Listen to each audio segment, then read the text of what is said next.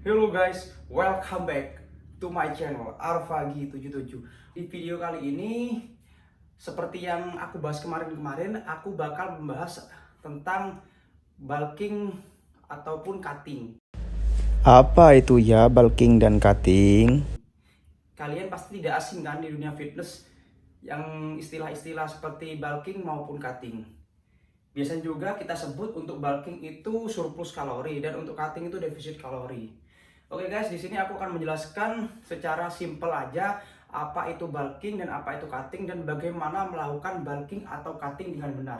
Langsung saja simak videonya dan jangan di skip-skip agar kalian paham dan melakukan bulking maupun cutting dengan benar, oke?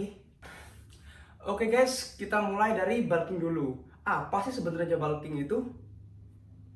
Nah, bulking secara simple yaitu kita menambah berat badan secara garis besar seperti itu.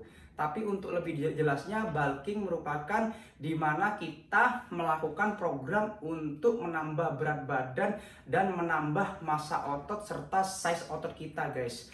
Nah, di bulking ini yang harus kita lakukan yaitu kita melakukan penambahan kalori daripada kita membakar kalori. Kayak gitu, guys.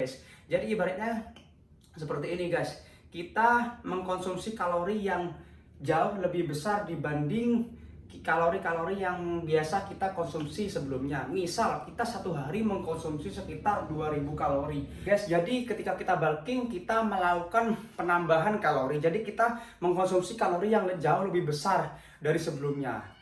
Nah, di sini kenapa bulking itu penting? Nah, bulking itu penting agar kalian yang misalnya ingin membentuk otot kalian bisa jauh lebih cepat berkembang seperti itu. Akan tetapi di sini banyak sekali kesalahan-kesalahan yang dilakukan oleh, maaf, terutama orang-orang yang baru di dunia nge-gym atau fitness ya. Biasanya di sini tuh mulai dari orang yang itu dari kurus ingin ke besar gitu. Jadi terkadang kita analogikan itu kita bulking, kita asal makan, sebenarnya itu salah gitu guys. Jadi untuk bulkingnya benar, kita melakukan bulking, kita cukupi asupan yang harus kita konsumsi seperti baik dari karbohidrat, protein maupun lemak. Nah, di sini orang yang masih belum paham bulking melakukan bulking itu asal makan gitu. Jadi asal kalori yang masuk banyak, jadi yang penting kenyang. Akhirnya bulkingnya salah dan yang tertimbul itu bukannya kayak untuk membantu meningkatkan massa otot, malah kita yang banyak menimbun lemak. Nah, di sini bener, it's okay. Orang yang bulkingnya itu bakal menambah berat badan, akan tapi yang bertambah itu lemaknya guys, lemaknya bukan massa ototnya. Massa otot tetap, lemak bertambah. Jadi yang bertambah juga hanya berat badannya, bukan massa ototnya, seperti itu. Dan hal ini yang sering dilakukan dan merupakan kesalahan. Oke guys.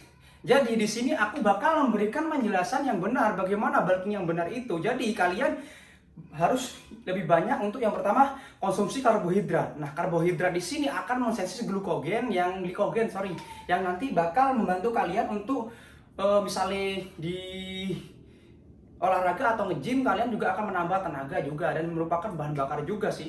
Dan yang kedua itu protein. Jadi asupan protein kalian juga harus benar-benar tercukupi. Biasanya 2 kali berat badan ya guys ya. Misal berat badan kalian 60, kalian harus membutuhkan sekitar 120 protein gitu. Jadi juga bisa ditambah. Tuh. Jadi di sini target kita bulking selain menambah berat badan juga massa otot yang terpenting. Karena dengan bulking yang benar, nggak hanya berat badan kalian bertambah, jadi yang bertambah juga massa otot kalian gitu. Jadi akhirnya nanti massa otot kalian akan berkembang dengan baik dan akan mendapatkan target yang kalian inginkan. Oke guys, jadi secara garis besar yang harus kalian lakukan dalam bulking adalah jangan pernah lakukan bulking kotor atau dirty bulking. Lakukan bulking dengan benar, karena ketika kalian melakukan dirty bulking yang bertambah hanya berat badan tapi dengan penumpukan lemak yang banyak. Jadi lakukan yang namanya clean bulking ya. Jadi tetap benar-benar kurangi asupan lemaknya. Lemak masuk tapi jangan berlebihan. Jadi jika kalian melakukan bulking itu dengan benar, bisa dipastikan selain berat badan kalian bertambah, juga kalian akan mendapatkan massa otot yang tinggi juga, seperti itu guys.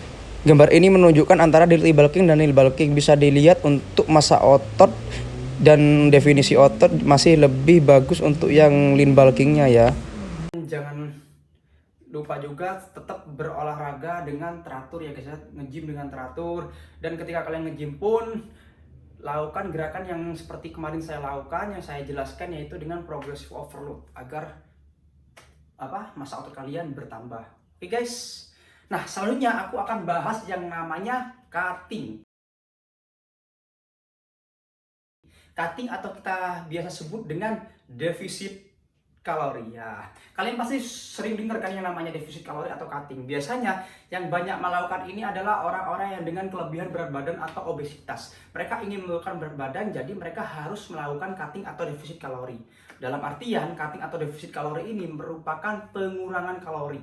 Seperti itu. Jadi kalian melakukan pengurangan kalori yang kalian konsumsi. Makanan yang kalian konsumsi itu kalorinya harus dikurangi agar agar berat badan kalian bisa turun. Nah, di sini aku juga bakal menjelaskan bagaimana cutting yang benar. Biasanya kebanyakan orang cutting itu melakukan cutting, diet, akhirnya massa otot ikut hilang juga loh. Kok bisa? Kenapa? Nah, karena tidak dilakukan cutting yang benar. Cutting yang benar seperti apa? Oke, aku bakal menjelaskan cutting yang benar dengan cara sangat mudah dan simpel sekali. Apa yang harus dilakukan agar cutting berhasil, massa otot juga tetap bertambah. Oke guys, buat kalian yang melakukan cutting, terutama bagi pemula yang kelebihan berat badan, biasanya kita mengakali cutting itu benar sih kita.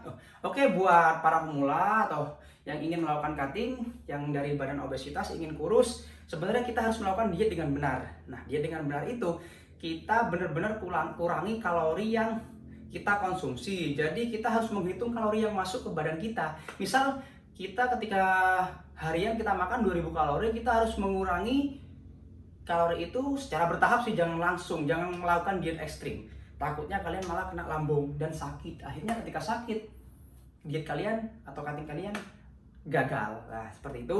Jadi kita harus melakukan cutting secara pelan-pelan. Yang pertama, misal kalian melakukan konsumsi 2000 kalori. Nah, kita turun jadi 1500.